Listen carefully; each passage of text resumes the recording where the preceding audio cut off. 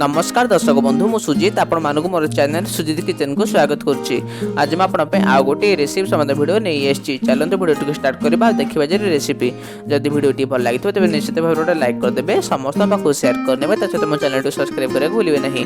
Subscribe button पाखे bell icon को देवे जहाँद्वारा प्रस्तुत करता वीडियो गुड़िक नोटिफिकेशन आप यथाशीघ्र पहुँच पार। वीडियो किपर लगे कमेंट करने को भूलें नहीं। बर्तमान चलते वीडियो स्टार्ट करवा देखा जे रेसिपी।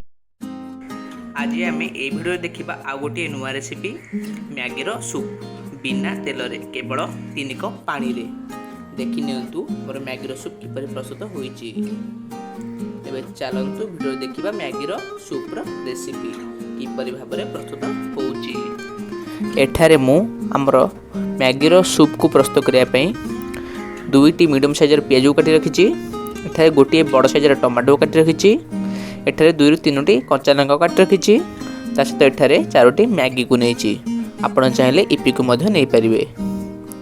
बर्तमान आमे मैगी सूप को प्रस्तुत करिया पे गैस ऊपर कड़ाई बसेबा। देखि नियंतु हमर मैगी सूप को प्रस्तुत करिया पे गैस ऊपर कड़ाई बसई देची। हमर कड़ाईटी गरम हो सारा पर सेथिरे आमे 2 कप खंडे पानी ऐड करबा।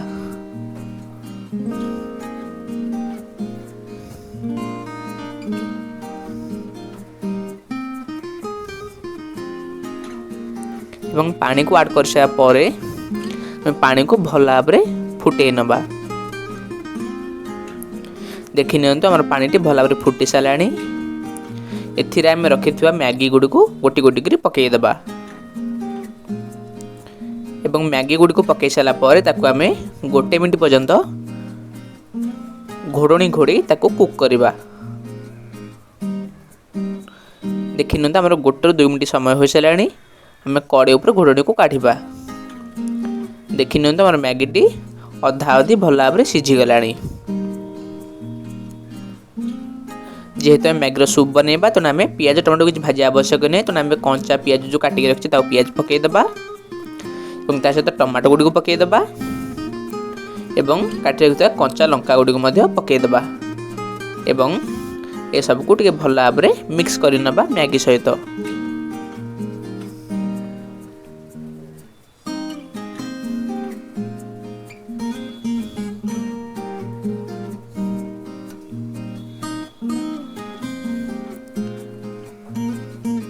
देखि नियंतु मैं सब को भल भाव मिक्स कर नहीं। बर्तमान एथिरे आमे आउ कपटे खंडे पानी को ऐड करबा। मैं टोटल 3 कप खंडे पानी को व्यवहार कली। बर्तमान आमे सब को भल भाव मिक्स करनबा पुणी थरे।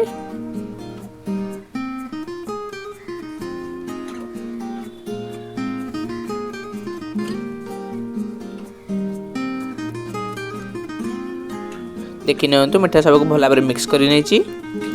बर्तमान एथिरे आमे स्वाद अनुसार किछि लूण ऐड करबा। आपन को जेतिक लूण दरकार आपन से अनुसार लूण को ऐड करिवे। बर्तमान एथिरे आमे किछि हळदी गुंड को ऐड करबा। बर्तमान एथिरे आमे किछि लंका गुंड को ऐड करबा। आपन को जेतिक राग दरकार आपन से अनुसार लंका को व्यवहार करिवे।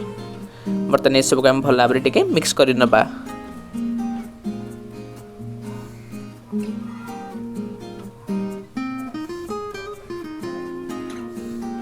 बर्तमान देखि नियंतु मैं सब भल भाव मिक्स कर नहीं। पुणी थे मैगी को आम आ 5-10 मिनट पर्यटन भल भाव कुक कर नबा।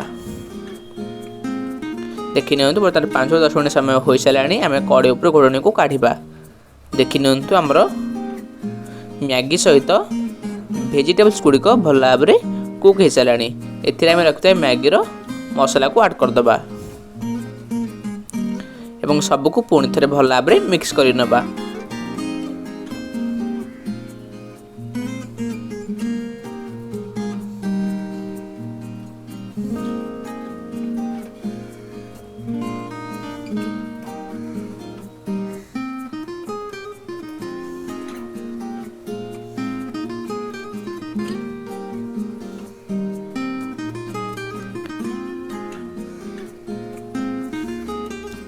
बर्तमान देखि नियंतु हमर सब को भल भाव मिक्स कर नहीं।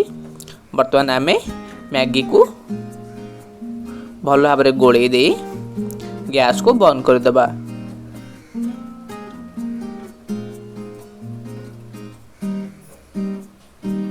देखि नियंतु मेठारे हमर मैगीर सूप को गोटे प्लेट को काढी नेछि ता सहित देखि नियंतु हमर मैगीर सूपटी केते डिलीशियस होइछि।